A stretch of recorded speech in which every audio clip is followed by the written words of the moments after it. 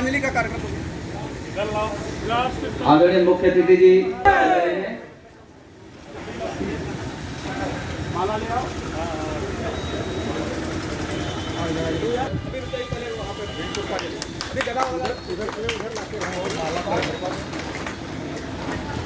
इधर इधर से फोटो ले लीजिए, फोटो आगे ले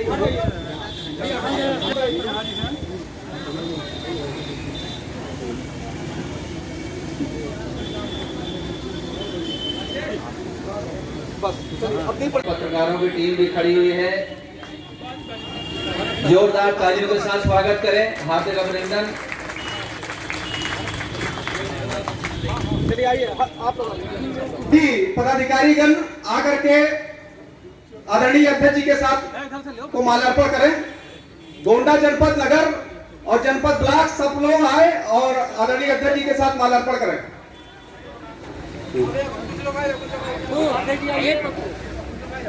आप सभी लोग अध्यक्ष जी को माल्यार्पण करके उनका स्वागत करें और थोड़ा सा समय का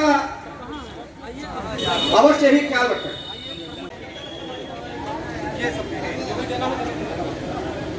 स्वागत के इसी क्रम में मैं जिला अध्यक्ष जी से और प्रभारी से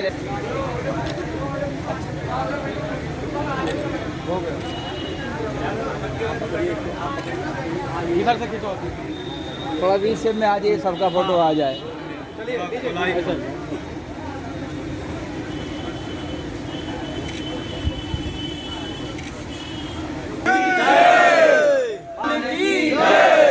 संकट मोचन बजरंग बली की जय। तालियों के साथ स्वागत करें सुनील जी का, अध्यक्ष जी के द्वारा आशीर्वाद प्राप्त कर रहे हैं। आप यहाँ पे मंदिर कुमार मिश्रा जी का जो बड़े समाज सेवी हैं, उनका भी स्वागत।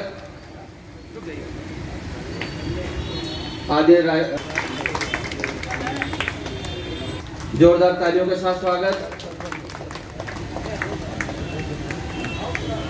जोरदार तालियों के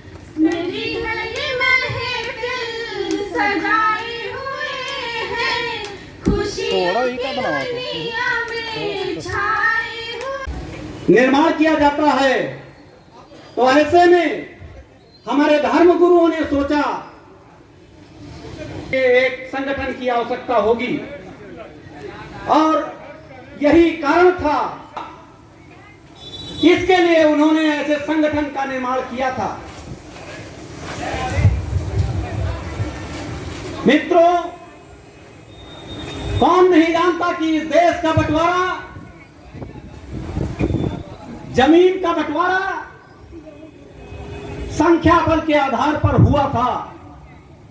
लेकिन ये कहते हुए आज बहुत दुख हो रहा है कि एक विशेष समाज ने, एक विशेष संप्रदाय ने जितनी उसकी संख्या थी उससे कहीं ज्यादा जमीन हमसे छीन ली, ये कहते हुए कि इस देश में हमारी संख्या जितनी है उतनी तो जमीन हमें मिली, वो ठीक है, लेकिन हम और जमीन इसलिए चाहते हैं कि वहां पर हमारे लोग ज्यादा थे। जब पूरे देश में संख्या के आधार पर जमीन तय कर दी गई तो किस जिले निवेदन कर रहा था, मैं निवेदन कर रहा था कि संख्या बल के आधार पर जमीन लेनी तो ठीक थी, लेकिन संख्या बल से ज्यादा जमीन ली। हम उस समय की बात करते हैं जब इस देश में ऐसे भी नेता हुआ करते थे। तो आप भारत माँ की सेना में भर्ती हो, आओ अग्निवीर में भर्ती हो और भारत माँ की रक्षा करो। ये क्या तमाशा बनाया गया?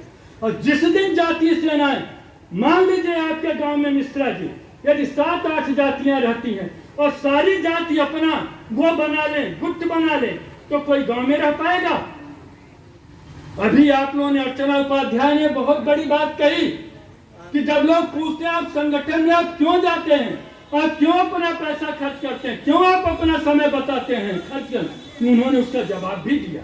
इसलिए मैं आपसे कहना चाहता हूं, जिस दिन ये जाति सेनाएं खड़ी हो जाएंगे जिस गंगा जी का जल पी करके आप अमरत्व की प्राप्ति करते हैं, जिस जमुना जी के जल को माथे लगाते हैं, ये भारत माँ की सारी नदियां, गंगा, जमुना, कृष्णा, कावेरी, राप्ती, ताप्ती, महानदी, ये सारी की सारी नदियों का खून लाल हो जाएगा।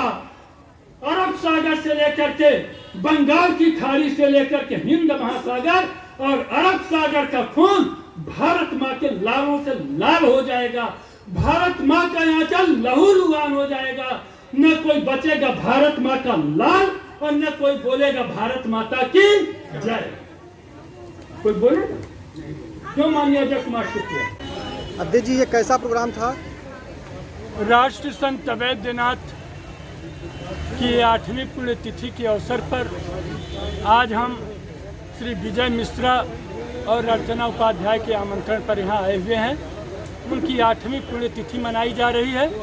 राष्ट्र संत अवैधनाथ का कहना था कि सामाजिक समरसता हिंदुत्व का प्राण है और हिंदुत्व ही राष्ट्रीयता का पर्याय है। यदि बृहद हिंदू समाज एकजुट हो जाए तो देश के विभाजन की या देश में अन्य जो समस्याएं उठती हैं, इन सारी समस्याओं का समाधान हो जाए। हम गोरक्ष पीठ से चल करके आए हैं। गोरक्ष पीठ सामाजिक समरसता की प्रख्यात पीठ है। अवैधनाथ जी की पुण्यतिथि के बहाने हम योगी आदित्यनाथ जी महाराज जी के हिंदुत्व व विकास के मुद्दे को भी जन जन तक पहुँचाने के लिए आज यहाँ पर आए हैं। महाराज जी, जिस तरह से योगी आदित्यनाथ जी मदरसों की जांच करवा रहे हैं, इस पर आपका क्या कहना है? चाहे मदरसे हों या सामान्य विद्यालय हों, जहाँ भी सरकार को ये लगे कि यहाँ पर देशद्रोही गतिविधियाँ पनप रही हैं या राष्ट्र विरोधी राष्ट्रद्रोही गतिविधियों पर चर्चा की जा रही है, मैं तो कहता हूँ कि ऐसे विद्यालयों को बंद कर देना चाहिए।